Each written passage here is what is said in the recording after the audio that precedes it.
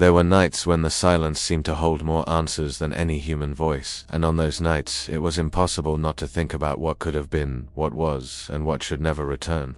Because certain presences, once pushed away, leave a shadow so deep that even the air trembles at the possibility of meeting them again. And what if everything we believed we had overcome was merely asleep, waiting for the exact moment to wake up? And what if memory was nothing but a house built on sand, ready to collapse at the faintest whisper of the past? What if he really came back? This question, repeated like a mantra of terror and fascination, echoed inside the mind of someone who carries within themselves the mark of something never fully understood. Some promises sound like prayers, others like threats, and there are those trapped between the two, suspended in the air like a sentence destined to be fulfilled, no matter how much time passes.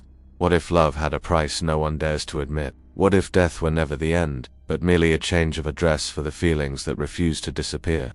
What if within every memory there existed a bond impossible to break, even when all we want is to forget? The narrator knew, from the first time an inexplicable chill ran down their spine while crossing a dark hallway, that some stories should never be told, not out of fear of exposing them, but out of the risk of reliving them. But some secrets are too heavy to keep alone. There are doors that, even closed, continue to breathe, and sometimes the only way to move forward is to look back. Thus begins this story, not as a testimony, but as a confession, a tremor in the soul, a guide through the ruins of something that should have remained buried. Because every stone of this narrative, every shadow, every forgotten scent lingering in the air, leads to a name that should never be spoken, a name that had disappeared, but had promised to return. And now, as the wind whispers through the old windows of that silent mansion, the promise seems to be waking from its sleep.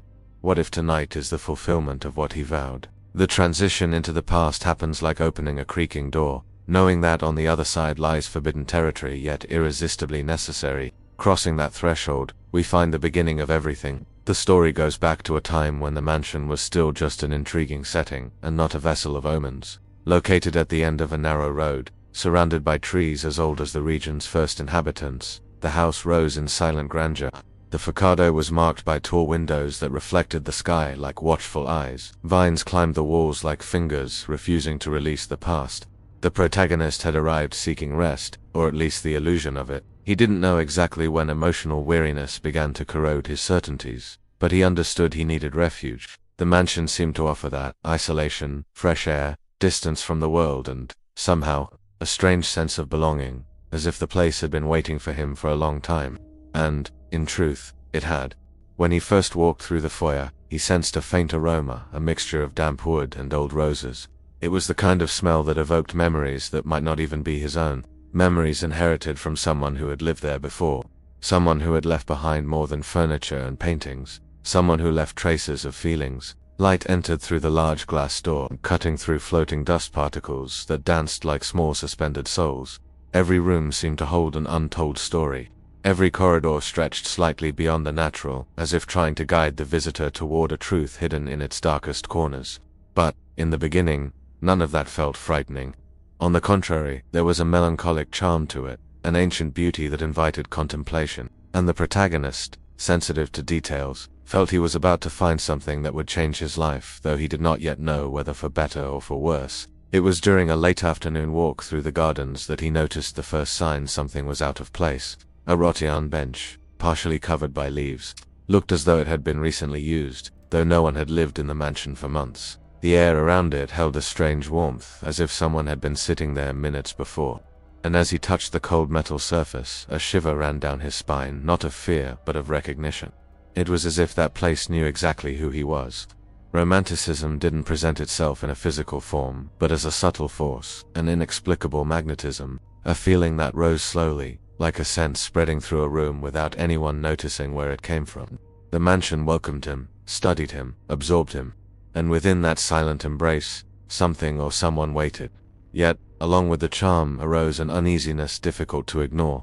A whisper in the mind, almost imperceptible, warned that the place held more than memories, it held intentions. And between fascination and strangeness, the protagonist took his first step into the unknown, ignoring the instinct that told him to stop.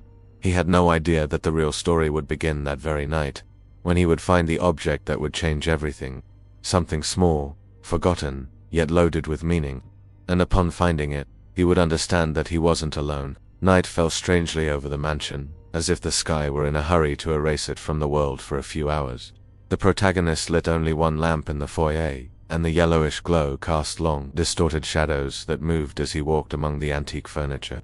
A heavy solitude hung in the air, the kind that doesn't settle for being felt, it needs to be heard. And that night, the silence seemed to breathe with him. The sensation of not being alone grew slowly, like fog forming on a mirror before one notices the temperature shift.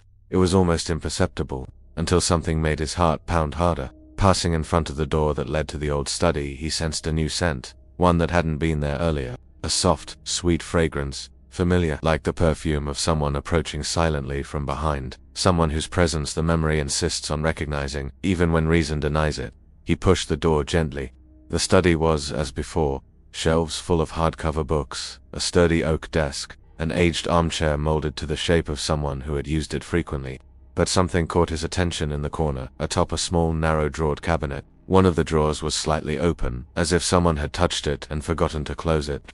Driven by curiosity or something deeper and more instinctive, he approached. Pulling the drawer open, he found an object that seemed out of place amid the accumulated dust. A silver locket, still shiny, as if recently polished. Its surface reflected the soft lamplight, and when he touched it, he noticed it was warm. That realization made his skin prickle instantly. Nothing in that room should retain warmth. Opening the locket, he found inside a small photograph. It was old, faded, yet still clear enough to reveal the face of a man. An intense face, marked by deep features, with eyes capable of piercing any distance, any time. But what truly unsettled him was that he knew that face. Or better, he recognized it, like a déjà vu too profound to be coincidence. Yet there was no rational reason for it. He had never seen that man, had never been there before, and still, something inside him reacted as if he were staring at someone whose name had marked his history or his soul in some inexplicable way. The emotional weight of that simple object felt heavier than its physical form could contain. He held it tightly, sensing an odd feeling of closeness, like touching something forbidden yet inevitable. The locket had a faint scent, metallic with a hint of something floral, nearly imperceptible, but striking enough to evoke a distant embrace, an incomplete memory, a feeling awaiting return. The discovery did not scare him at first. Instead, it awakened a troubling fascination, a desire to understand to whom the photo belonged and why it was there, in that exact place, on that exact night. It was as if the mansion had chosen to reveal a fragment of its story. This impression deepened when he heard something he would never admit aloud. In the absolute silence, with the house submerged in shadows and the living room clock marking the seconds with almost cruel precision, a faint echo traveled down the hallway, a soft sound, like fingers tapping on wood. Not loud, not aggressive, just insistent. 3 soft knocks. It was impossible for anyone else to be inside. He knew that. The front door had remained closed. No window had been opened. Yet the sound repeated, this time clearer, more defined, as if calling his attention directly. The knocks were coming from upstairs. Still holding the locket, he took a deep breath, trying to find logic in what he was experiencing. It could be the wind, he told himself. It could be an old piece of furniture settling, or a structure shifting. Old houses do that, but deep down, a quiet and older part of his consciousness whispered that those knocks weren't the result of wood adjusting. They were a summons, and somehow, he knew they were connected to the object he held. He climbed the stairs cautiously, feeling the cold wood beneath his feet. The second-floor hallway seemed narrower at night, longer than it should be. After the 4th door, he found what he didn't even know he was looking for. The last door at the end of the hallway was slightly open, and a sliver of faint light seeped through, showing that room wasn't as abandoned as he had imagined. His heart beat fast, but not out of fear, out of a strange anticipation, the sense of a reunion he couldn't name. Pushing the door open, he saw the room was empty, illuminated only by pale moonlight filtering through the window. But something on the wooden floor caught his attention, a trace, not of footsteps, but of movement, like someone, or something, had dragged a finger across the boards, leaving an uneven line. He approached. The line led to the opposite wall, and there, carved with almost ritualistic precision, was a symbol, an imperfect circle, crossed by a vertical line, a simple drawing yet disturbing in its simplicity. He did not know what it meant, but he felt it belonged to the same story as the locket. Again he sensed the sweet fragrance in the air, and in that moment, something inside him murmured, without words, without form, a warning that came too late. Because that symbol was not merely a remnant of the past. It was a warning. and before he could react, he heard behind him the first human sound in that house, a slow breath, so close it seemed to touch the back of his neck. He remained still for a few seconds that felt too long for any clock to measure. The presence behind him was unmistakable, almost tangible, as if the air had taken on a body. The breathing was slow, deep, filled with an intimacy that made no sense. It wasn't the distant noise of an animal, nor the complaint of old structures. It was human, close, intentional. His most primitive instinct urged him not to turn around. Something within him knew that whatever form he found upon facing that presence, nothing would remain simple afterward. Yet, driven by a mixture of courage and curiosity, he spun his body abruptly, as if speed could catch off guard whatever was watching him. Nothing. The room remained empty, bathed in pale moonlight. Shadows stayed where they were, motionless, loyal to the position of the furniture and the slivers of light. No one stood there, no silhouette, no figure hidden behind the curtains or the door. And still, the air seemed disturbed, as if someone had been there a second earlier and vanished right in front of him. Silence returned with greater force, like a tide reclaiming its territory. For a few moments he stood there with the locket clenched in his hand, trying to listen beyond his own heartbeat. Gradually his breathing steadied, but his skin kept the memory of that invisible contact, as if his body had recorded the proximity of something the eyes refused to see. It wasn't the first time in his life he'd felt watched, but that night held a crucial difference. The sensation didn't seem internal. It wasn't paranoia, exhaustion, or imagination. The house was responding. The walls absorbed what happened, like silent witnesses to a hidden reunion. He approached the window, searching for movement outside, something to justify the unease. Down below, the vegetation swayed under a gentle breeze. The trees, like tired sentinels, rocked softly. No silhouettes walked among the bushes. No late visitor approached the gate. Everything appeared normal, but that normalcy tasted bitter, like a disguise. The symbol on the wall remained firm, carved with the precision of someone unafraid of being discovered. He traced it lightly with his fingers. The wood's texture was altered, as if the mark had been made recently. No dust had settled inside the carving. It didn't belong solely to the mansion's distant past. It was fresh. Understanding struck like a silent whisper. He wasn't discovering the house. The house was revealing itself to him slowly, like a host measuring a guest, before showing what it truly keeps. Later, when he finally managed to leave that room, he carried the locket and the lingering impression that the mansion somehow recognized him. He descended the stairs slowly, each creak sounding like a note in an old melody repeating itself. In the main hall, he turned off the lights with a mixture of abandonment and belonging. That night, sleep came lightly, interrupted by fragmented images of eyes peering through cracks, hands stretching through darkness, voiceless promises. The next morning, a pale sun filtered through the curtains, painting the room with timid light. The mansion appeared different, as if it had retreated into a more innocent state. Yet he knew this was an illusion. What he had felt the night before could not be erased by daylight. His first decision was to explore the house more thoroughly. Many rooms remained unvisited, doors unopened, drawers locked in their own silence. And above all, one question followed every step. Who had the locket belonged to? The answer seemed hidden somewhere within those walls. The library, discovered by accident through a discreet side door in the hallway, proved the perfect place to search for tangible traces of the past.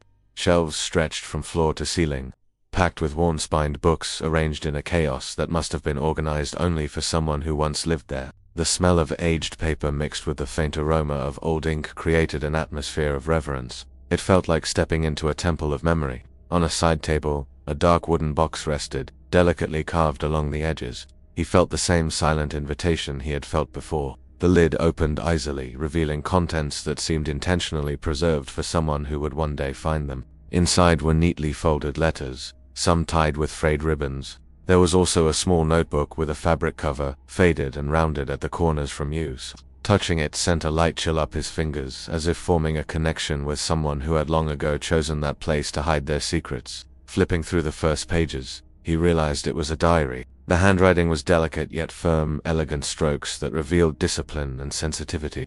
A name appeared in the opening lines, repeated several times, usually tied to descriptions of routines, emotions, and small details of life in the mansion. Helena.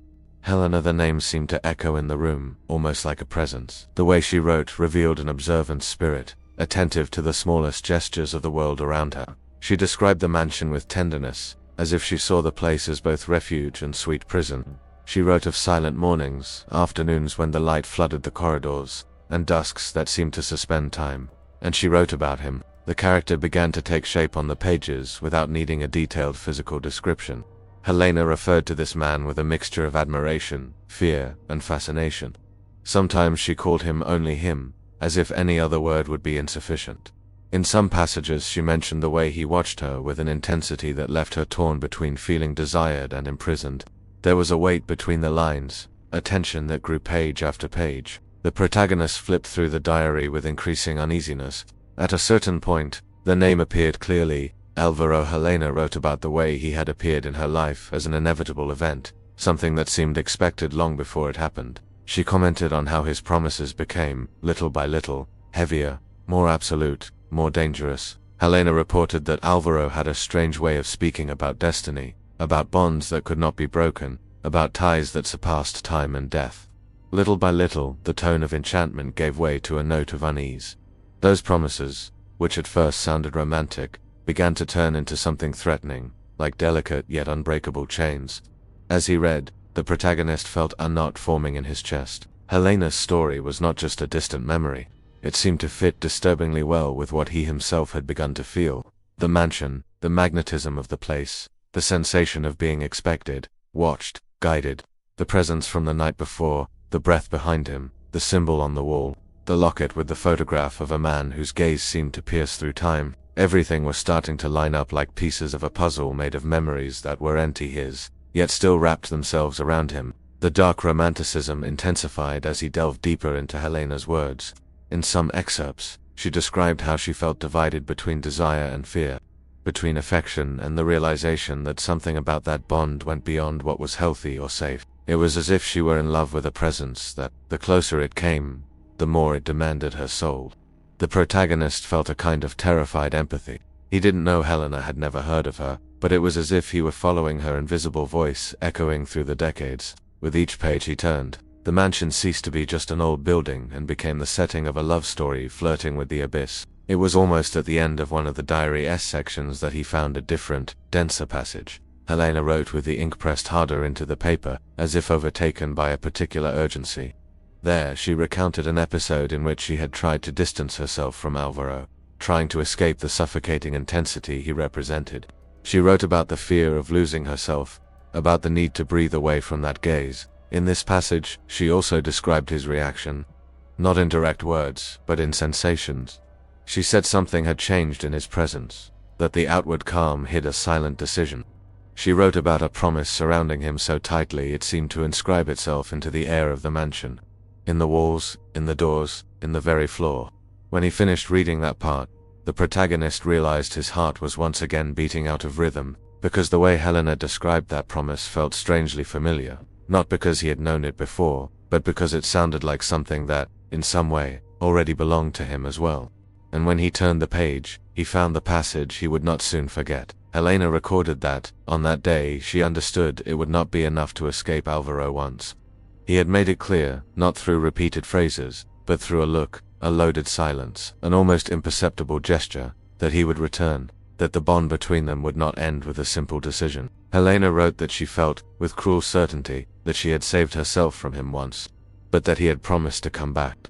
The protagonist closed the diary for a few moments, as if he needed to physically push those words away, even though they were already engraved inside him. That echo from the past now mingled with the present, creating a dizzying feeling that the stories were not parallel, but intertwined. And while the mansion remained silent around him, a question began to form, slowly and inevitably, in his mind. If Helena had saved herself once, why did the house now seem to act as if it were waiting for the continuation of that promise? The discovery of the diary made the air in the library denser, as if every word written by Helena had enough weight to alter the atmosphere of the place. The protagonist remained seated for long minutes, the diary closed on his lap, trying to absorb the invisible thread that seemed to connect him to that unknown woman. The room's silence, once comforting, now surrounded him in an almost watchful way, as if even the books were observing. After carefully placing the diary back into the box, he felt an urgent need to walk. His body seemed restless, as if wanting to flee from something that still had no clear shape but was drawing closer with determination. He walked through the mansion's corridors, past the windows that let in fragmented light, like shards of golden glass scattered on the floor. As he explored, he realized the mansion looked different in daylight. It was like a living organism, alternating between introspection and exposure, between hiding and revealing. The wooden floor chimed under his steps, but the sound had a strange echo, as if reverberating beyond the walls. In some spots, the air felt slightly colder, as if entire corners stored frozen memories. However, it was only when he entered the main hall, where large portraits hung on the walls, that the sensation of being watched returned with real force. It was a wide hall, with a crystal chandelier hanging from the ceiling and Persian rugs embracing the floor like strokes of red and gold. Their enormous frames displayed faces of people who must have lived centuries ago. The largest one, however, stood out above the others, a portrait of a man. The protagonist felt the air leave his lungs for a second. The face painted there was the same one in the locket, the same deep stare, the same enigmatic expression, almost predatory in its calm. It was a gaze that seemed to recognize him, despite the impossibility of that. The caption on the frame bore the name Álvaro Duarte de Montenegro, 1814 to 1849. The shock came with something even more disturbing, the sensation that he had already been expecting to find that face somewhere in the house, as if fate had scattered clues on purpose, guiding his steps to this exact spot. The protagonist moved closer to the painting. The painted eyes seemed to follow him as he moved, but not in a caricatured way. There was a veiled intention there, almost palpable, that made him feel like a newly fitted piece on an ancient board. The painting was so detailed that the texture of the skin, the strands of hair, the shadow under the chin looked realistic enough to be more than paint and varnish. Helena's diary now took on a new dimension in front of that portrait. The man whose memory permeated the notebook's pages now had a face, a name, dated existence, and yet he felt more present than many of the living. Something on the lower edge of the frame caught his eye, a small, almost invisible carving. He crouched down to look more closely. It was the same symbol found in the room on the second floor. A circle crossed by a vertical line. There it was, engraved as part of the artist's signature, or as a personal mark of the man portrayed. The repetition of that symbol throughout the house made one thing clear. It wasn't a casual ornament. It was a seal, a code, a mark of ownership, perhaps even of dominion. When he stood up again, the protagonist felt a slight tremor in the floor. It was so subtle it could have been mistaken for an illusion or the movement of a small animal on the lower floor. He remained alert, waiting for it to repeat. Nothing, only the mansion's usual silence. Even so, something inside him knew. This was no mere shifting wood. He decided then to explore the outer garden in the late afternoon. The humid air, smelling of earth and dry leaves, felt lighter than the interior of the house. He walked to the back of the property, where an old iron gate led to an area resembling a small private grove. Tall trees rose like pillars, and between them a narrow path wound its way until disappearing into the vegetation. Soon ahead, he found a small stone mausoleum. Time had done its work there. Moss covered the edges, cracks spread across the outer walls, and the iron bars were partially rusted. The heavy iron door was pulled to, but not completely closed. The sensation that washed over his body was different from all the others. It wasn't direct fear, but a deep recognition, as if he stood before something that was part of the mansion's story, and, by extension, his own. He pushed the door slowly. The rust protested with a harsh creak. Inside, a smell of wet stone and old flowers filled the space. There was a single sarcophagus in the center, its marble lid partially covered in dust. On it, an inscription, Helena Duarte de Montenegro, 1822-1848. The impact of that moment was brutal. Helena the diarist, the woman whose voice seemed to cross decades to reach him, here was her tomb. A cruel contrast between the vitality with which she wrote and the cold marble that sealed her story. But there was something else. On top of the sarcophagus, beside the inscription, someone had recently left something, a small arrangement of white roses, still fresh. That made no sense. The property had been abandoned for years. No one visited this place, and yet the petals were alive, almost glowing under the scant light that slipped through the door's opening. The protagonist extended his hand and touched one of the flowers. It was cold but firm, and when he brought it closer to his face, he recognized the sweet perfume, the same scent that had followed him since the previous night. It was as if Helena was still there, or worse, as if someone was still tending to her memory. As he stepped back, his gaze caught a detail he had missed. On the floor behind the sarcophagus, there were footprints in the recent dust, deep, defined marks, certainly made by someone wearing heavy shoes, tracks that went to the back of the mausoleum, and disappeared. It was as if whoever had been there had simply ceased to exist halfway through, as if they had dissolved into the air, or as if they were still there now. The protagonist felt his breath catch for a second, and the sensation of being watched returned with crushing intensity. The evening light filtered through the iron bars, casting distorted patterns inside the mausoleum, and amidst the shadows something seemed to move, not a figure, not a clear shape, but an almost imperceptible displacement of the air, as if someone were there, silent, waiting. The mansion no longer seemed merely an old house with secrets. It was beginning to reveal its true role, a meeting point between memories, presences, and promises that should not have survived time. And in that instant, the protagonist realized that, in some way, he was trapped amid these transparent threads. When he left the mausoleum, it was already night. The wind had grown colder. The mansion's windows shimmered in the distance, reflecting a light he could have sworn he hadn't left on, and as he approached the front door, he noticed something on the ground, carefully placed on the doormat, the locket, the same one that was in the pocket of his coat, closed, shining in an almost living way, and beside it, traced in the dust, was the symbol, the circle and the vertical line. This time, larger, firmer, more present. The protagonist felt his whole body tremble, because this was no longer a remnant of the past, it was a message. And now he knew with absolute clarity that this promise was no longer just between Alvaro and Helena. Somehow, it extended to him. Character consistency, reference, of atmosphere, romantic psychological suspense. Fear grows like a slow certainty, not like a sudden scare. Night wrapped the mansion like a thick curtain, and the protagonist remained motionless before the entrance rug, staring at the locket that, as far as he remembered, should never have been there. The weight of the object in his pocket was gone. The locket in front of him was the same, identical in every detail, yet now rested on the floor as if it had been carefully returned after fulfilling some hidden purpose. The mansion breathed with him. The protagonist bent down to pick it up, but the moment his fingers touched the cold metal, a sharp sensation ran through his skin, as if the object had stored something that now finally escaped. It wasn't pain, but a shiver so deep it seemed to come from somewhere much older than any memory. The dust beside the locket held the symbol again. This time, it didn't look merely drawn, it looked carved. A perfect circle, cut through by that vertical line that was becoming increasingly familiar, as if carrying a meaning his mind wasn't yet ready to understand. It was a mark that repeated itself like a signature, a reminder, an insistent presence. The wind blew strongly at that moment, making the door knock lightly against the frame. It was as if the house were impatient, calling him inside. The protagonist took a deep breath, pocketed the locket, or the second locket, because he no longer knew how to name it, and stepped in.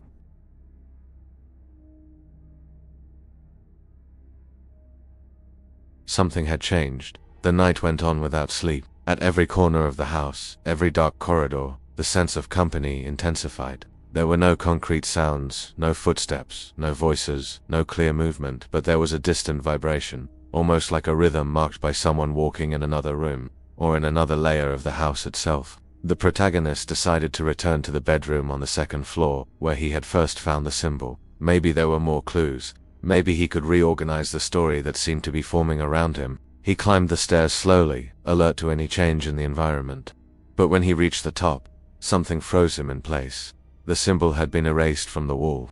The wood was smooth, intact, without any trace of the circle and vertical line. It was as if it had never existed.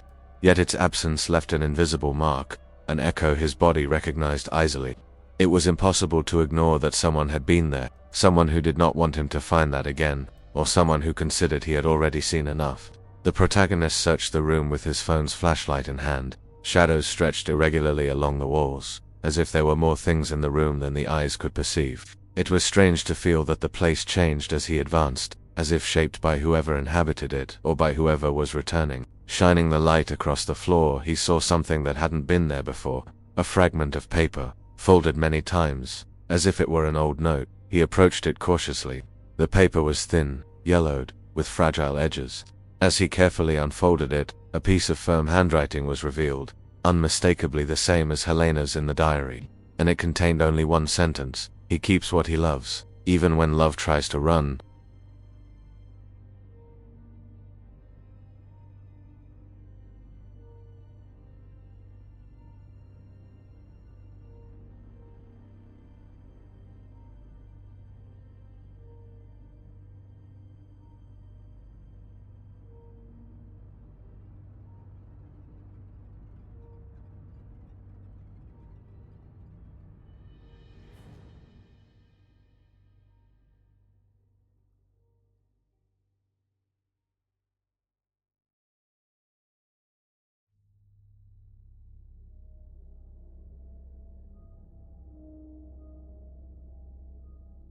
He decided to go downstairs. He needed air, he needed clarity. The library might be the safest place to reorganize his thoughts.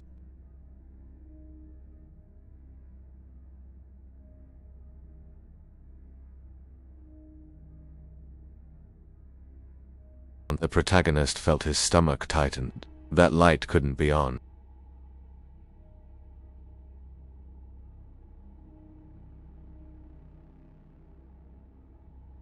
With cautious steps, he approached the door and pushed it open slowly. The room was lit by a single lamp over the central table.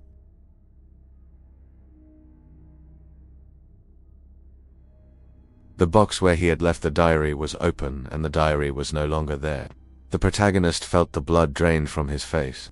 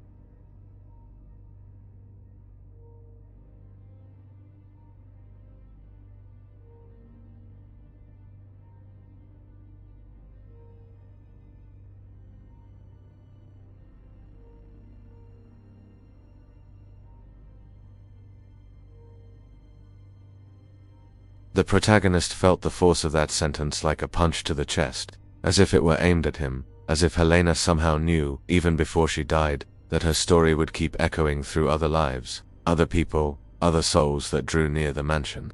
And in that instant, something fell to the floor behind him, a dry sound, close, real.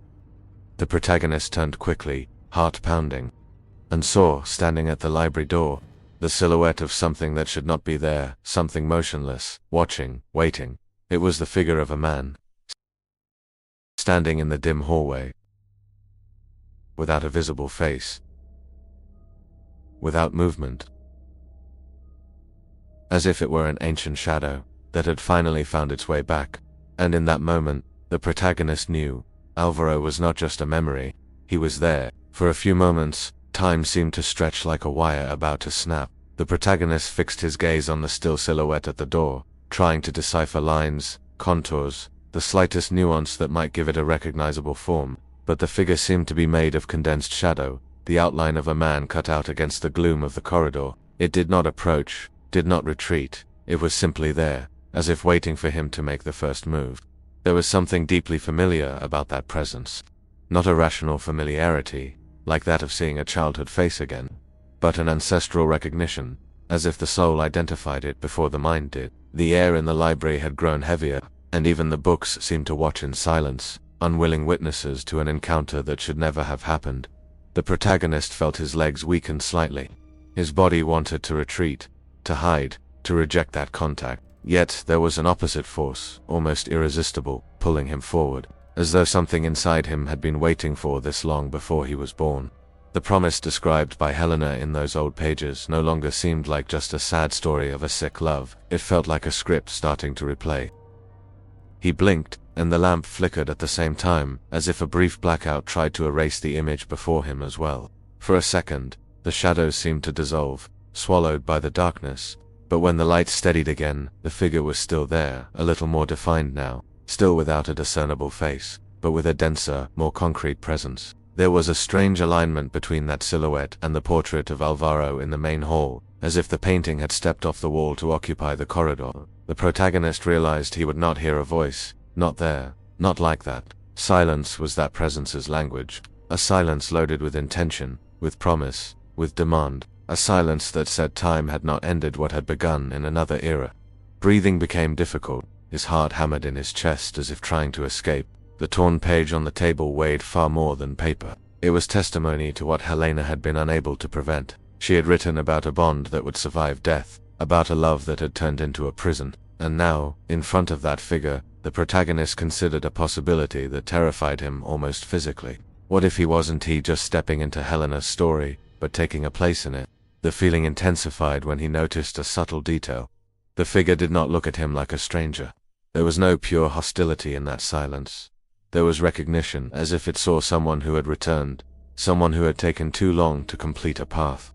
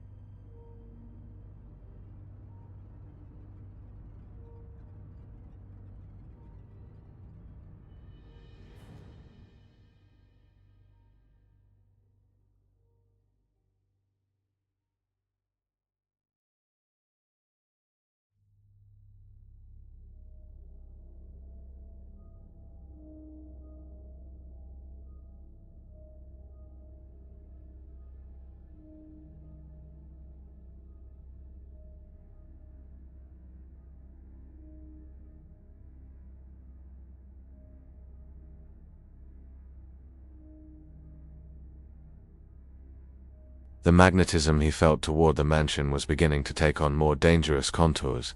It was no longer just fascination.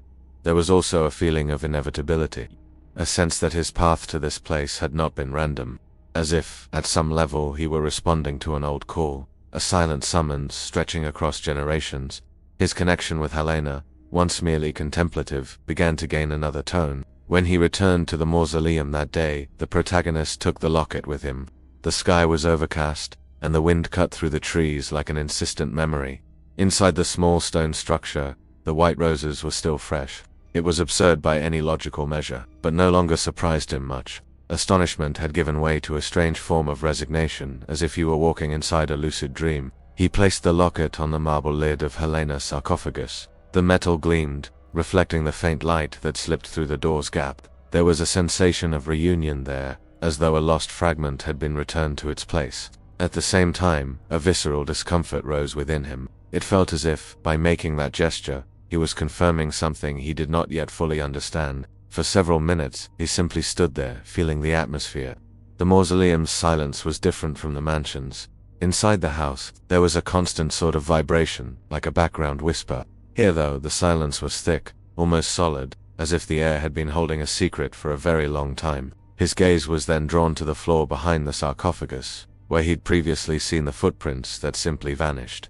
The prints were still there, but now something new accompanied them. At the end of that interrupted path, there was another symbol, the same circle crossed by a vertical line, traced delicately in the dust, almost like a ritual mark. He approached, tense. The mark was recent, with no sign of wear. It was as if someone had drawn it in the early hours of that very morning. The symbol was starting to look less like a signature and more like a seal of continuity. A mark that said, "The cycle is in motion." Back at the mansion, the same logic repeated itself in different details. A door left open would be closed by morning. A book he'd left on the table would turn up on the shelf, but out of place. Small objects changed position, as if someone inspected them during the night. The protagonist began to feel that he was no longer the only consciously active inhabitant of the house. And the more the house moved, the more he felt something move inside him. That night, sleep brought something that could no longer be called an ordinary dream. It was more like a crossing. He found himself walking through the corridors of the same mansion, but there were subtle differences. The walls looked newer, the furniture more polished, the fabrics less worn. The windows let in a different kind of light, more golden, like candlelight. Even the air had a different scent, a mixture of soft incense and the perfume of someone who had just passed by. He walked as if he knew each step by heart. There was no hesitation. His body seemed to know exactly where to go. As he passed an old mirror, something inside urged him to look, and when he did not see his own face. He saw Helena's. It was not a high-definition image like a modern photograph, but the impression was clear enough to be undeniable. The delicate features, the hair falling over her shoulders, the eyes loaded with intense sadness and a strange serenity. The feeling that followed was devastating. He felt an internal jolt so deep that he woke as if being yanked from one place into another. He sat up in bed, gasping, heart racing, the room steeped in darkness. The echo of the dream lingered in his mind, with overlapping images, the corridor, the mirror, Helena's face staring back at him as if she were him, or as if they shared the same space. The fear that took hold of him wasn't just fear of ghosts or presences. It was the fear of not knowing where his identity ended and someone else's began. The mansion played with his inner boundaries, dissolving them, blending past and present until they were almost indistinguishable. Instinctively, he placed a hand on his chest, as if to feel his own heartbeat, and that was when he noticed something that hadn't been there before. On his skin, right where the locket rested when he wore it under his shirt, there was a faint mark. It wasn't a wound, nor a common bruise. It was a kind of subtle redness, outlining a shape that left him breathless, a circle, crossed by a vertical line, as if the promise had finally left its signature on him. And upon seeing that, the protagonist understood he was no longer just inside the mansion's story. The mansion's story was now inside him. The mark on his chest didn't feel like just a physical sign. It was as if it carried an invisible weight, a gravity of its own, pulling thoughts, memories, and sensations toward a center that did not fully belong to the present. The protagonist touched that circle and lined lightly, feeling the skin sensitive, almost feverish. There was no sharp pain, but a profound discomfort, as if the mark were less a wound and more an inscription. It was impossible not to think of the symbol repeated throughout the house, on the walls, on the mausoleum floor, on the portrait's frame, in the dust by the door. Now that same sign was carved into him. The mansion made it clear, with silent coldness, that it no longer saw him only as a visitor. He had become part of the pact. During the day, the mark seemed dormant. Under the grey light seeping through the windows, the protagonist tried to move through a routine, as if walking the rooms, studying details, and touching surfaces might restore some sense of control. But the banality of his actions kept stumbling over things that didn't fit. A slightly crooked painting he was sure hadn't been like that before. A whiff of roses appearing for no reason in the middle of the hallway. A sudden cold that settled only in a specific corner of the room, as if someone had stood there for a long time. He started to notice a subtle pattern. Every manifestation, every shifted object, every draft of presence seemed to respond to a specific kind of thought. When he tried to rationalize, to run from the idea of destiny, of cycles, of promises beyond death, the house became relatively quiet, almost ordinary. But the moment he thought of Helena, of Alvaro, of the promise of return, of the diary's sentence, the atmosphere changed. The wood creaked in a slow sequence, something vibrated inside the walls, and the locket grew heavier in his pocket, as if pulled by something on the outside. It was like living inside an emotional mirror.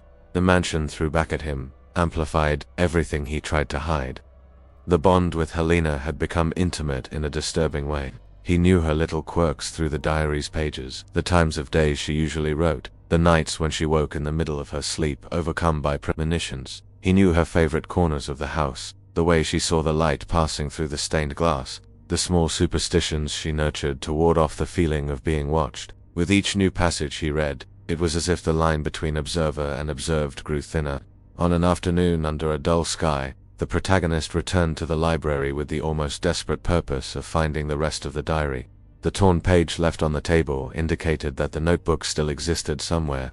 The mansion shuffled him like a deck of cards, revealing and hiding information according to a purpose he still couldn't fully understand. He ran his fingers along the spines of the books like someone searching for a hidden mechanism. He touched the corners of the table, lifted small objects, checked cracks and gaps beneath the shelves. Nothing. And yet, the feeling of being close to something important followed him at every step, as if he were circling around a point whose exact location escaped him. That was when he noticed an almost imperceptible misalignment on the shelf at the very back. One of the books, seemingly untitled at the spine, looked newer than the others, the leather less worn, the texture different. When he pulled it, he heard the faint click of an old mechanism. The bookcase trembled by a fraction, shifting a few centimeters. The protagonist's heart leaped. There it was, a passage, hidden for decades, perhaps centuries. With some effort, he managed to move the shelf enough to reveal a narrow opening in the wall. On the other side, an even darker corridor stretched ahead, saturated with the thick smell of dampness and aging paper.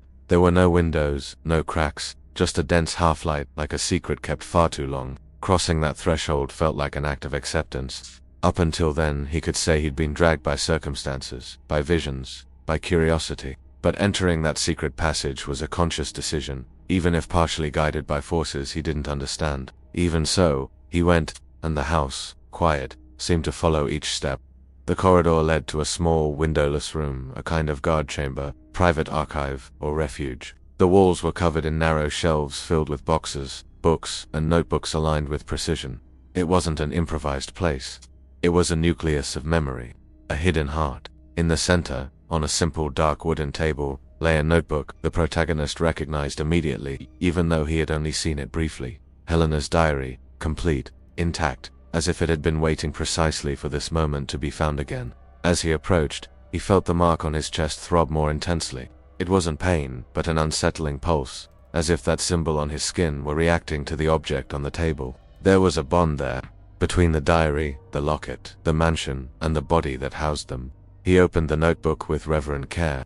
The first pages he already knew flipped quickly past his eyes until he reached the entries that came after what he'd read before. The tone of the writing had changed.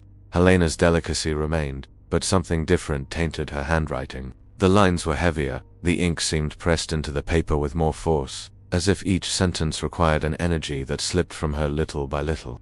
She wrote about Alvaro's transformation. Not that he had turned into a completely different person, but the obsession he carried inside himself had begun to spill past any acceptable limit. Helena described the feeling of being loved and watched at the same time. Every gesture, every glance toward the window, every thought of leaving seemed to be anticipated by him, who would appear in the hallways with a calm smile but eyes that revealed an unquestionable decision. At a certain point, Helena began speaking directly about the idea of destiny. She wondered if she had truly chosen that love, or if she'd been dragged into it by something greater, an earlier force, a promise made somewhere beyond conscious memory. The mansion then appeared in her words as more than mere setting. It became witness and accomplice. Helena described subtle rituals, practices not openly labeled as such, but which together formed a set of calculated actions, candles lit at specific times, symbols discreetly marked on walls and objects, words whispered in the corners of the house while the rest of the world slept. She didn't fully understand what Alvaro did, but she felt the results.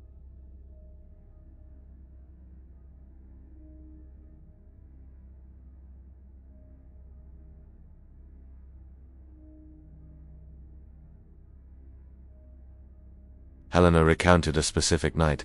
The sky was indifferent, but the mansion seemed more awake than ever. Alvaro had spoken of a bond that would not be severed by the body. Helena wrote of the fear she felt when she glimpsed in his eyes something beyond jealousy or possessiveness. There was a mystical certainty there, a conviction that even if death separated them physically, he had ways to find her again. One passage in particular stood out for its density. She had recorded that Alvaro spoke of the soul as if it were a continuous line, capable of being pulled back toward places and people through marks, symbols, and objects soaked in affection. From what she understood, he believed that the connection between them could be sealed in a way that would cross not only time, but lives.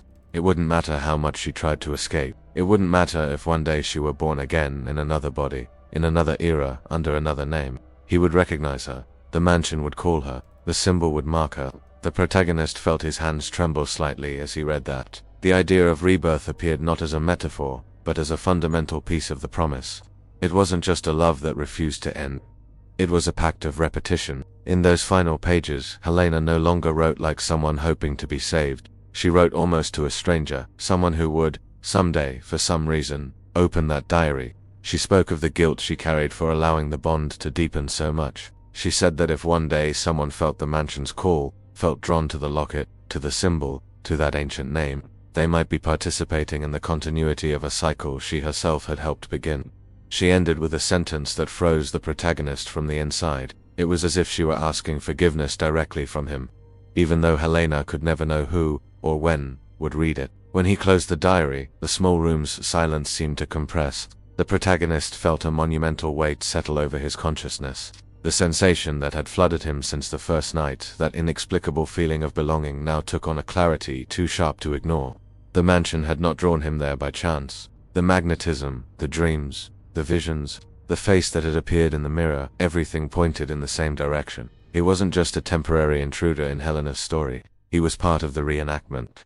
The mark on his chest pulsed again, as if agreeing with this realization. Fear took on the shape of a painful clarity. If Alvaro truly found what he loved across time, if the mansion was the anchor of the pact, then the protagonist was not just a witness to an old promise. He was its target. When he left the hidden room and slid the shelf back into place, the library felt different. The air was colder, the objects seemed slightly out of place, as if someone had walked through while he was in the other room. The lights flickered for a few seconds before stabilizing. In the hallway, the sense of being watched reached an almost unbearable level. It was no longer just a chill on the nape of his neck or a vague suspicion. It was a presence pressed against his shadow, following every step. The walls seemed to narrow ever so slightly, as if nudging his body along a path already traced. Upon reaching the main hall, the protagonist lifted his eyes to Alvaro's portrait. For a moment he had the clear impression that the man's expression in the painting had changed. His gaze seemed softer, almost satisfied, as if watching the unfolding of something he had waited for a long time. The painted locket on his chest gleamed strangely, as if responding to the one the protagonist carried. That was when he noticed a devastating detail. Next to Alvaro's large portrait hung another, smaller one he would swear he hadn't seen before. The frame was modest, but its presence hit him like a blow. The face portrayed there was Helena's, and looking closely, something even more disturbing revealed itself. There were features of hers that aligned with the protagonist's own face, as if they shared a symmetry of soul. The nose, the shape of the eyes, an expression of restless melancholy. It wasn't literal physical resemblance, but an echo, a reflection far too deep to be casual. Understanding struck like a blow. The mansion was now arranging its pieces in plain sight. He was not a stranger entering that story. He was the return that had been promised. And when he accepted that, he heard for the first time, not with his ears, but with his entire body, the mansion calling to him, as if calling an ancient, forgotten name. A name that no longer belonged to him, and yet, at some level, was still his. The revelation of the portraits lingered in the air like a dense fog. The protagonist stared at the two paintings, Alvaro S. and Helena S., as if trying to decipher something hidden between the brushstrokes. Helena's portrait seemed newly placed there, even though its frame bore signs of age. Her expression held restrained tenderness, but her painted eyes carried a tormented depth, as if they somehow knew they would be seen at that exact moment. The hall, silent, seemed to vibrate faintly. Alvaro's portrait, larger than any other, dominated the room with a silent authority. There was something almost organic in the way its shadows fell across the wall, creating the illusion of movement. And between Helena and Alvaro, the protagonist felt torn, as if he stood at the center of an invisible triangle composed of love, promise, and loss. The mark on his chest began throbbing again, and he drew in a deep breath, trying to control the mounting sensation of vertigo. The house seemed to turn slowly, as if it were reorganizing reality itself. The protagonist tried to cling to something solid, a wall, a banister, any object that might remind him he still existed in the present world. But every surface seemed to hum, however faintly. Gradually, the mansion's noises grew louder, creaks in the wood, as if someone were walking on the upper floor. The breeze slipping through the window gaps seemed to murmur voiceless words. The curtains swayed with movements too gentle to blame on the wind. It was as if all layers of history were shifting at the same time. The feeling reached its peak with a particularly loud crack from the corridor beside him. The protagonist turned toward the sound, and saw that the door of the dark bedroom, the one where the symbol had first appeared, now stood wide open. There was no light inside, only a compact darkness so solid it seemed to swallow any brightness around it. Something called to him from that room, not with words, but with a kind of magnetic pull, a silent tug that stirred his deepest instincts. The mansion had led his steps there countless times, but now it seemed to demand his presence in that space. The darkness was not empty. It had shape. It had intention. Breathing fast, he approached. The darkness in the room seemed to pulse in an almost living way, as if it were made of multiple layers of memory, pain, and desire. The doorframe appeared narrower than before, as if the place wanted to keep what was inside under strict watch. As he crossed the threshold, he felt the air change immediately. It was colder, denser, charged with an energy that rose like an invisible tide. Every movement felt slower, as if he were walking inside a dream, but it was real, terribly real. The room looked different. The furniture had been rearranged. Where once there had only been the faded mark on the wall, there was now an old chair placed at the center, facing directly toward him. On the chair rested an object covered with a translucent veil. The protagonist took a few steps toward the cloth, feeling the pull grow stronger with every step. The symbol on his chest burned a little more, as if calling him to complete something that had begun long before he was born. His fingers trembled slightly as he finally lifted the veil. Underneath it there was a mirror, but not an ordinary mirror. Its frame was carved from dark wood, etched with symbols identical to the mark on his chest, repeated in sequence. The glass was slightly yellowed, as if forged in another era, and the most unsettling thing of all, its surface seemed to shimmer, as if covered by a subtle veil of energy. When he looked, he did not see his reflection immediately. The mirror took its time to respond, as if waking up. The faint corridor light partially lit the room, casting strange reflections across the glass. Slowly, shadows began to form. They moved lazily, as if searching for a definite shape, and then, finally, the image appeared. The first thing he saw was his own face, but not exactly as it was in that moment.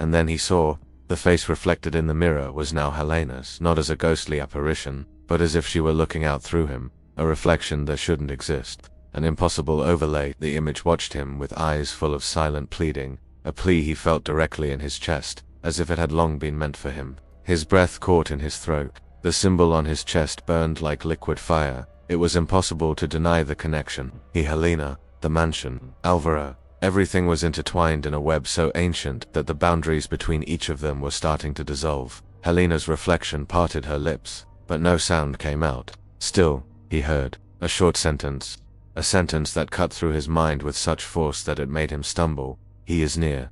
The image vanished suddenly, as if yanked backward by a violent shadow. The mirror went dark. Its surface went blank. The protagonist staggered, gasping for air, trying to understand what he had just seen or heard or felt. The floorboard in the hallway behind him creaked. He turned at once, and there was the silhouette, the same one that had appeared before in the library, now more defined, more solid. It was no longer just a shadow. It was a body's outline, firm, clear, tall, imposing. The air around it seemed to warp slightly, like heat over asphalt, except there was no heat here, only cold. The protagonist felt the entire mansion hold its breath. The figure took a step forward, a single step. The wood groaned under its weight, proof that this was no figment of imagination. A second step. The dimness revealed part of what had once been only shadow, the line of the shoulders, the rigid posture, the growing sharpness of someone who belonged to another century. The presence moved a little closer and, even without seeing the face, the protagonist knew exactly who it was. He knew before any detail was revealed. He knew because something inside him recognized that approach as a memory that had waited many lives to be completed. And then he understood the most terrifying truth. He wasn't just being watched. He was being claimed. And as the figure took one more step, it finally crossed the border of the light, revealing a face, Alvaro's face. Alvaro's face emerged from the gloom with the inevitability of a fact written long ago. It wasn't just some ancient figure projected into the present reality. It was the materialization of a promise that had insisted on crossing generations. The protagonist saw him like someone staring at a portrait that had come to life, a painting that had stepped down from the wall to claim what it had always considered its own. The features matched the painting in the main hall perfectly. The line of the jaw, the gravity in the gaze, the almost cold calm radiating from his expression. There was a kind of cruel serenity there, as if he were completely certain of his position, his right, his place in that story. Nothing in that face suggested surprise. On the contrary, it conveyed the certainty of someone who had merely waited for an agreement to be fulfilled. The space around them seemed to shrink. The hallway, once just a passage, became the stage for a reunion that did not belong to this time. The protagonist felt his body react before his mind did. His heart raced, his hands went cold, breathing became difficult, and yet, something inside him, something older, deeper, remained strangely calm, as if it recognized not only the man before him, but himself within that context. The mansion vibrated in unison. The floorboards creaked, not in protest, but in recognition. The walls seemed to absorb every heartbeat, every thought. The temperature dropped abruptly, but it wasn't an ordinary cold. It felt like it was coming from inside, as if his own memories were freezing and rearranging. The protagonist realized then that it wasn't just about seeing Alvaro, it was about feeling what Helena had felt. His presence filled the space completely, as if the air had to move around his body to make room. There was no need for words. The gaze was enough. The protagonist understood, with painful clarity, that the man did not see a stranger lost in time standing there. He saw the return of something he had loved in a sick way, something he believed was his by right. The mark on his chest burned, not like a simple irritation on the skin, but like a seal reacting to the nearness of the one who had first inscribed it in another age. The symbol seemed to light up invisibly, as if its existence were being amplified by Alvaro's presence. It was a physical reminder that the bond wasn't only emotional or spiritual, it was ritual, planned, executed. His mind tried to retreat, to search for explanations, logic, justification. It could be a manifestation produced by his own mind, under pressure from isolation and the intensity of the diary. It could be the result of an emotional collapse, some kind of projection. In theory, all of that was possible, but before him, the floor responded to the weight of that presence, the air thickened, and his body reacted to something that could not be reduced to a hallucination. His attention was drawn to the subtlest detail. The locket. Alvaro wore it on his chest, exactly as in the painting. It was the same object, the same gleam, the same delicate design on the edge. The locket seemed doubled between the physical world and the plane of that apparition, as if it existed on simultaneous layers. The protagonist felt the weight of the one in his pocket mirroring it. On some deep level, he understood that the locket was the axis, an anchor, a fixed point on the broken line of time. The entire house seemed to be watching. Silent corridors, closed doors, darkened windows. The mansion had become both stage and witness of an encounter not just between living and dead, but between past and present, between what refused to be closed and what, unknowingly, had accepted the invitation to begin again. At that moment, an unexpected feeling ran through the protagonist. It wasn't just fear nor merely revulsion. There was also something like longing, a strange echo, a memory that wasn't his, seeping into his awareness like a forgotten perfume rising from the bottom of a chest. A memory of hands intertwined in a garden at dusk, of promises whispered under the weight of "there will always be," of words that, once, might have seemed beautiful. That memory didn't belong to his current name. It belonged to another name, another body, another life. In that instant, the protagonist felt Helena's presence within him with unquestionable clarity. Not as an intruder, but as a structural part. The perception didn't come in sentences or fully formed images, but in sensations. Fear, affection, regret, guilt, exhaustion. It was like sharing his chest with another soul, crushed beneath the weight of something she hadn't managed to stop. The awareness of this shared space made everything even more complex. The relationship with Alvaro wasn't just a confrontation between an obsessed man and a potential victim. It was the reunion of an executioner and the soul he had refused to let rest. The protagonist realized then that he wasn't just trapped in a haunted house. He was trapped in an unfinished narrative. The mansion, that old silent organism, was the structure supporting the pact. The walls carried the symbols, the objects kept the memories, the portraits locked in the rolls. The mausoleum preserved Helena's body as if it were a material point of reference. Everything worked together to maintain the promise. If she saved herself from him once, he would find her again, and the promise had been kept. Now the hallway seemed to narrow even more. Alvaro took another step toward the protagonist, and the distance between them became painfully small. There was no physical collision, no direct touch, but the impact of that movement spread through the protagonist's body as if every nerve had been struck. A sensation of ownership, of claim, passed through the air between them. Inside him, he felt Helena's soul shudder. It was not a romantic vision. There was no sweet reunion, no comforting embrace. What there was a brutal collision between desire and resistance. Alvaro appeared not as a longing lover, but as someone to whom the continuation of what he had decided to love was simply inevitable. He did not seem interested in remorse, nor in amends. His presence silently shouted that fate was only resuming its course. At this point, another realization stirred, from somewhere even deeper. If Alvaro believed in the continuity of the soul, in marks, in symbols, in imbued objects, then he must also have known that the soul itself, once aware, could try to create gaps, shortcuts, traps within the cycle. And the protagonist suspected, for the first time, that Helena might not have been only a victim. Perhaps, before she died, she had tried to leave more than confessions in the diary. Perhaps she'd left a possibility of breaking it. The idea sparked a hope as intense as it was dangerous. If there had been a pact, if the mansion was the altar of that pact, then the same house could also be the place of rupture. The symbols that bound could, somehow, be rewritten.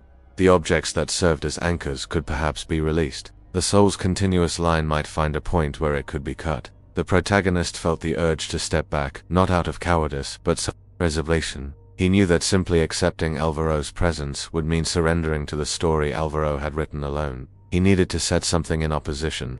A will, a gesture, a choice not included in the script. In that moment, the mansion responded. A deep sound reverberated through the structure, not exactly a crash, but a long crack, as if the roof beams, inner walls, and floors were recalibrating all at once. The lights flickered. Alvaro's figure remained steady, undisturbed by the house's convulsion.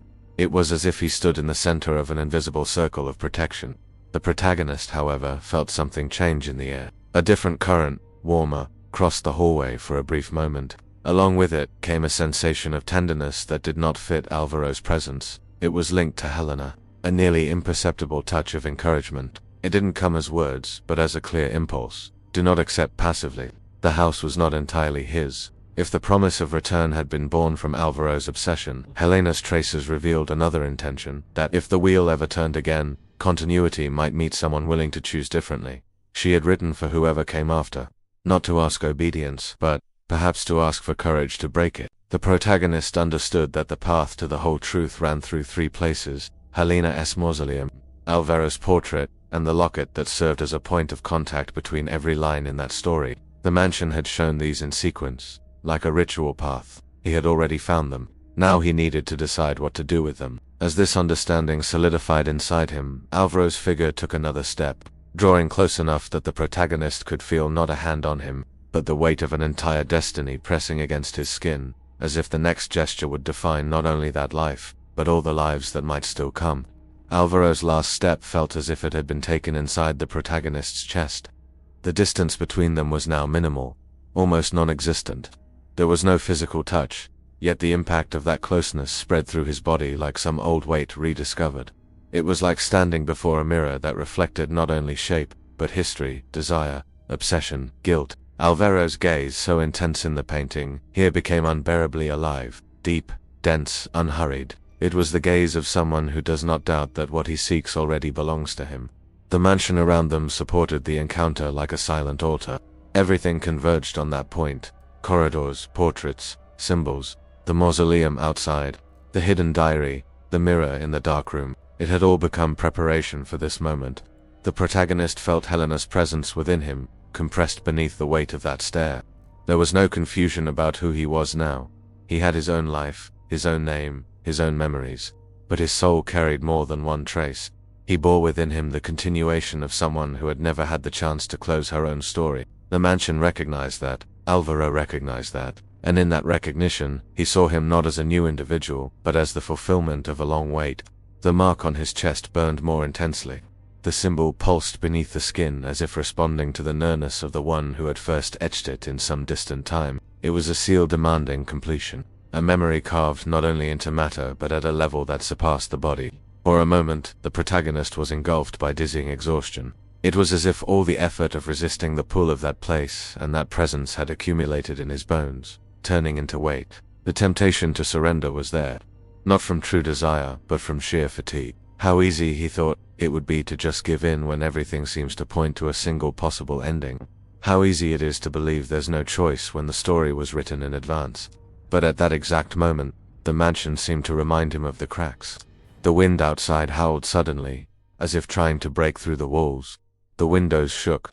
Somewhere, a door slammed violently. The chandelier in the main hall let out a soft clinking of crystal against crystal. It was as if the whole house were breathing unevenly, pulled between two wills, the one that wanted the pact to continue, and the one that carried, in Helena's words, the desire for rupture. The protagonist sensed that his refusal, even before becoming a concrete act, was already changing something in the environment.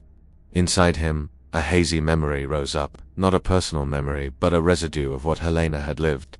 The garden on a similar night, the silent mausoleum, the weight of Alvaro's gaze, the promise that nothing could separate them, and the suffocating fear of realizing that this was not romantic, but imprisonment shaped as destiny.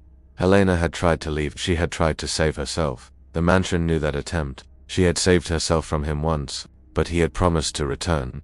The protagonist then understood that the great secret wasn't just that the cycle repeated. The secret was that the first safeguard had come from Helena. She had not been entirely passive. She had left more than pain behind. The diary, the box of letters, the secret passage, the mirror, the symbols spread through the house. All of it formed not just a record of suffering, but a map of flaws in the pact. If there was a map, there was a path. The thought flared like a spark in the dark. What Alvaro viewed as inevitable might, perhaps, be undone if someone accepted the risk of confronting the core of his oath. And that core wasn't just in his gaze, nor only in his stubborn desire. It was in the anchors, the body buried in the mausoleum, the face fixed in the portrait, the symbol scored into spaces, the locket carrying the condensed memory of the bond. The protagonist realized that staying there in that hallway meant accepting the role of piece, not player. He needed to move. At this point, the decision was no longer simply about staying or running. It was about what he would do with the invisible inheritance he carried. The steps he took to move away from Alvaro were heavy, as if dragging chains, but he took them. The mansion reacted immediately. The floor seemed to vibrate under his feet as if in protest. Alvaro's figure did not step back to make way. He didn't need to. His presence accompanied every movement effortlessly, like a shadow that doesn't have to move to remain around you. Even so, the protagonist pressed on, one step, then another, dragging the thread of refusal along with him. Every move seemed to write an invisible sentence in the air. I refuse to be only a return. That silent sentence seemed to echo in the part of Helena that lived within him. Her guilt for having allowed the pact to form began to be replaced by something else, a late insistence on freedom. The path to the front door of the mansion was walked as if it were a rite. The foyer, once just a space of passage with old furniture and dust lit by light, became a symbolic corridor between two possibilities. Behind him, the weight of the past insisting on reaffirming its supremacy. Ahead, the cold night, the garden, the mausoleum, the place where body and promise met in stone and silence.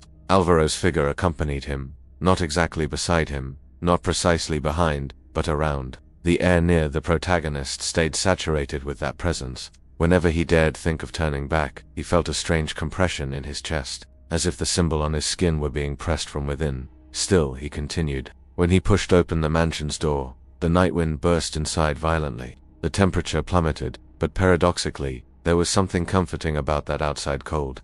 It was the cold of the living world, unpredictable, imperfect, in contrast to the ritual chill inside the house, controlled, directed, conditioned to serve a single will. The garden stretched out ahead, bathed in moonlight filtered through the clouds. The shadows of the trees seemed to bow as he passed. The grass creaked beneath his feet like an old carpet.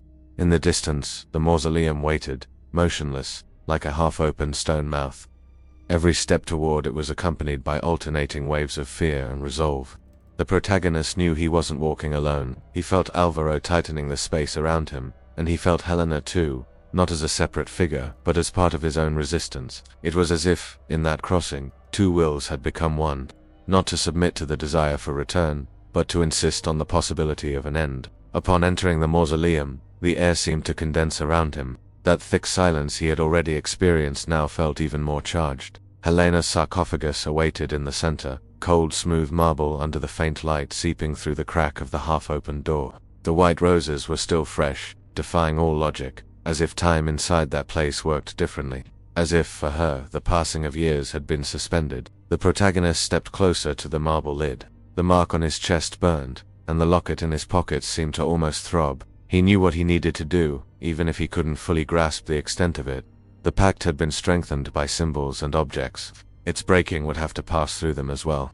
With trembling hands, he took the locket from his pocket. The metal caught, for a moment, the pale light from outside, and that gleam seemed to cross the entire mausoleum. It was as if the stone structure itself recognized the object, as if that small silver circle were the true key, and everything else merely framing. He placed the locket over Helena's name carved into the stone. The contact between metal and marble sent an immediate shiver through his body from the base of his spine to the nape of his neck.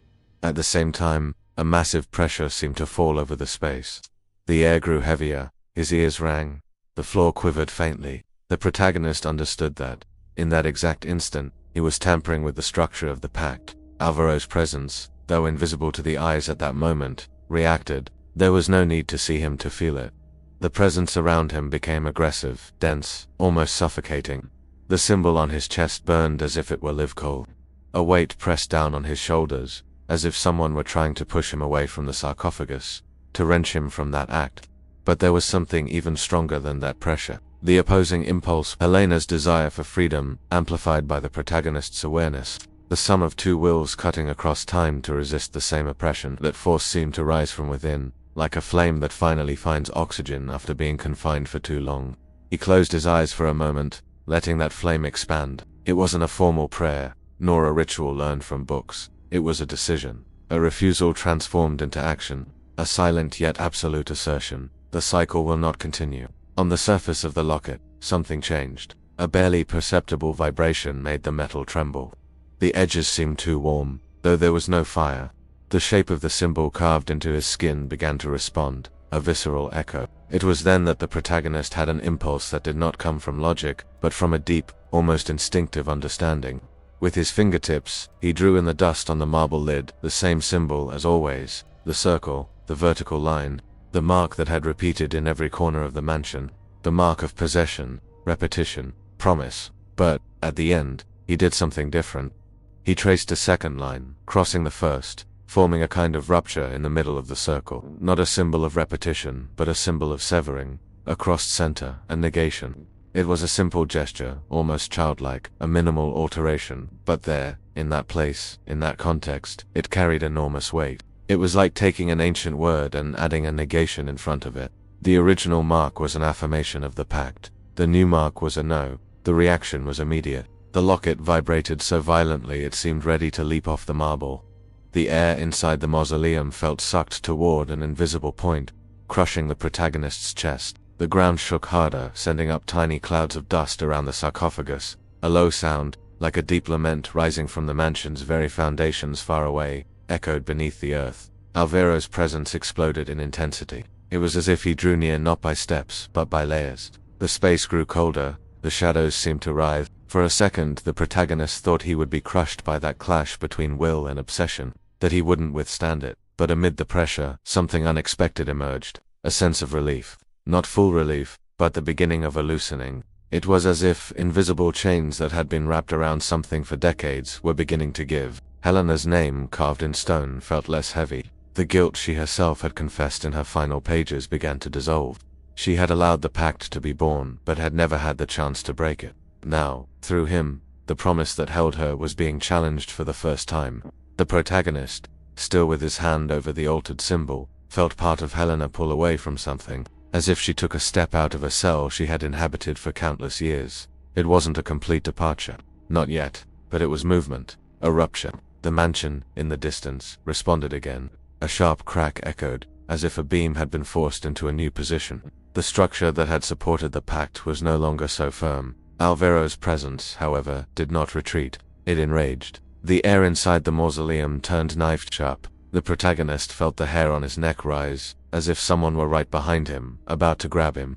The mark on his chest now burned like an open wound. It was clear he had touched the core of what bound not only Helena but Alvaro himself to that cycle. It was the sort of wound that would not close without consequences. And as that awareness settled in fully, he understood there was still one final act left, an act that could decide whether the newly begun freedom would be completed, or whether the wounded pact would only grow more cruel. The mausoleum seemed to breathe through the walls. The cold was no longer just an external sensation. It felt as though it had seeped into his bones, into his memory, into the deepest layers of his awareness. The protagonist kept his hand over the altered symbol in the dust, feeling the metal vibrate beside the drawing, as if the locket and the mark were fighting for the same space, the same truth.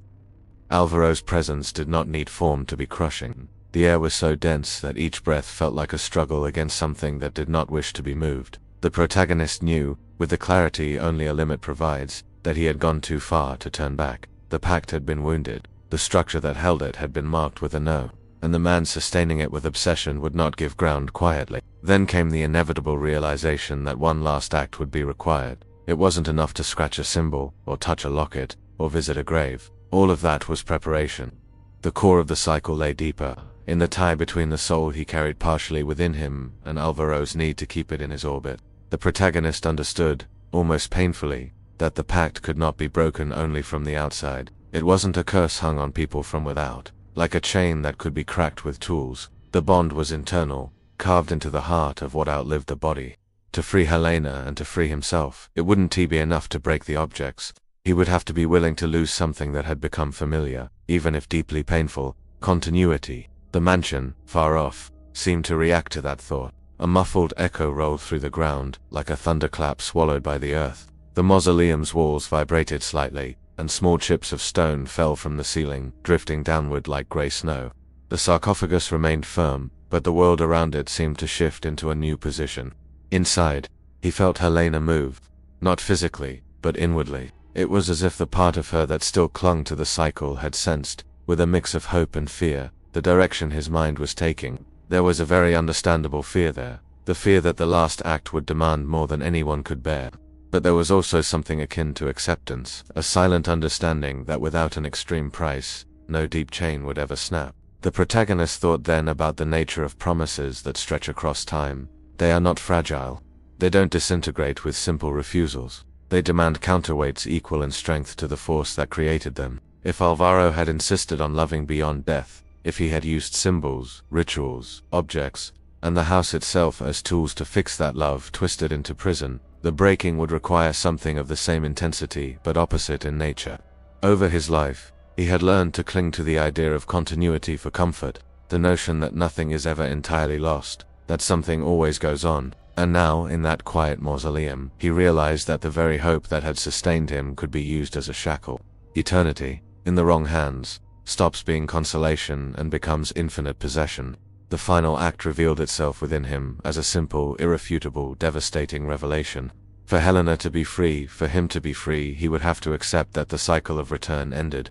Not just for that story, but for everything that came after. The line would need to be cut, not merely loosened from a knot. He would have to accept that there would be no more meeting, no return, no repetition. He would have to accept definitive ending. The awareness of that sacrifice drew an even deeper silence over the room, as if even the air waited for his confirmation. Alvaro's promise would not just be broken, it would be disavowed at the very core of what he had used as its foundation, the soul's continuity. And that meant the part of Helena that survived within the protagonist would no longer have any chance to return.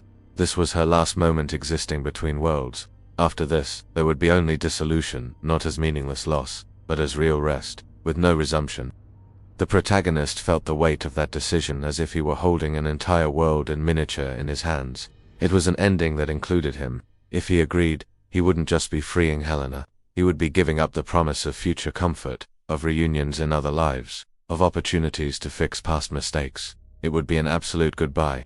The mansion, far away, seemed to understand what was at stake. A strong wind rose, making the trees around the mausoleum bend as if paying homage to something they could not comprehend. The atmosphere took on a solemn, almost ritual tone, as if the earth, the house, and the very shadows were taking part in a silent judgment. The protagonist placed both hands on the marble lid. Beneath his fingers, Helena's name seemed to pulse. The altered symbol in the dust drew, with cruel simplicity, the break he intended to complete. The locket, vibrating beside it, was the piece that connected everything to the promise's core. He closed his eyes, and for the first time, he wished for nothing. He didn't ask for protection, or strength, or a guaranteed outcome. He didn't seek a vision of what might come after, or comfort. He simply allowed himself to become completely empty, like a vessel ready to be drained of everything that held him. He let go of his desires, his fears, even the hope of any future at all.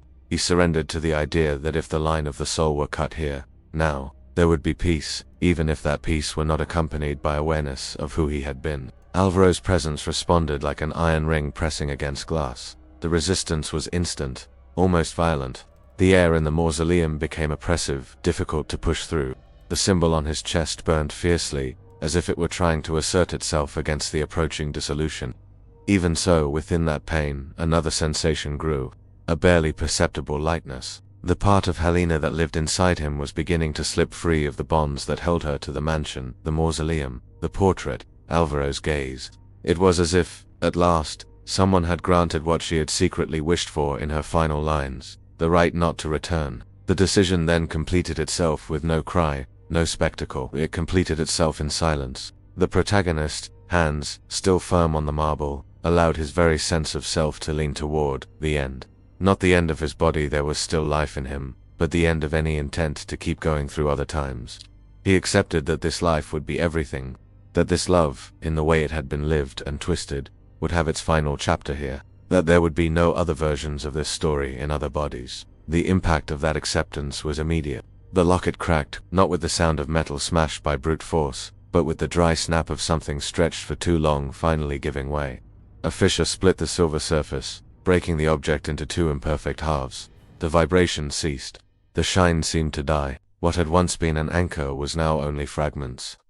At the same time, the symbol on the protagonist's skin began to fade. It didn't vanish like ink rubbed away. It spread until it lost shape, like melting ice, becoming something diffuse. Then nothing. The burning stopped. In its place came a strange sensation of calm emptiness, like the exact moment when a shackle drops from the ankle and the weight vanishes. Alvaro's presence reacted differently. For a moment, it intensified to such a degree that the air seemed to rip open. The entire mausoleum shook, as if something were trying to cling to the walls, the stones, any structure that might stop the fall. But there was no structure left strong enough. The pact had been attacked at its base. No symbol remained to sustain it, no object to act as a bridge.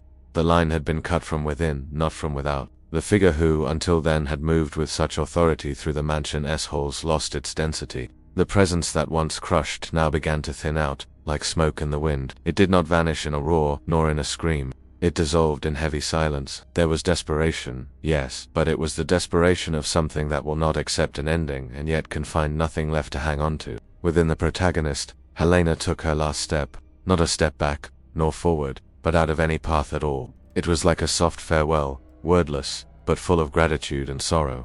She did not remain as an echo. She left no promise of return. She simply allowed herself to go, finally, to where no symbol, no house, no obsessive gaze could ever reach her. The mausoleum then fell quiet again, not with the oppressive silence from before, but with a clean silence, almost honest. The air was cold, but breathable. The white roses on the sarcophagus looked less artificial, less unnaturally preserved. It was as if, from that moment on, they could finally wilt, as if, having been severed from the pact, they had regained the right to obey time. The protagonist slowly lifted his hands from the marble. His body shook, not from fear, but from exhaustion. Something inside him had been ripped out, and it would not return. There was a deep mourning there, not for any one person, but for the very idea of continuity. At the same time, a quiet freedom drew its first breath. When he left the mausoleum, the night looked different. The wind blew with less tension. The trees no longer seemed to bend under the weight of a secret. The sky, still dark, allowed a few distant points of light to peek through. The mansion, in the distance, still held its windows like old eyes, but the gaze they offered back seemed less sharp, less hungry. Upon re-entering the house, the protagonist noticed subtle changes. Alvaro's portrait still hung on the wall, but the painted locket on his chest looked less defined, as if the paint were losing its intensity. His gaze, once so piercing, now seemed only that of a man who had once existed, marked by time, by his choices, by his mistakes, without the artificial weight of eternity. Helena's painting was still beside it, but the sadness in her eyes seemed gentler. There was no obvious joy, no euphoria. There was simply a kind of rest. The expression of someone who, finally, no longer had to wait. The mansion remained standing, but its atmosphere had changed irreversibly. What had once been an altar to warped promises was now just an old house, carrying memories, yes, but under no obligation to repeat them. The corridors still held echoes, but no more commands. The walls still held history, but no more orders. The protagonist walked through the foyer one last time, like someone wandering the ruins of a dream that chose to wake up. There was a serene melancholy in every step.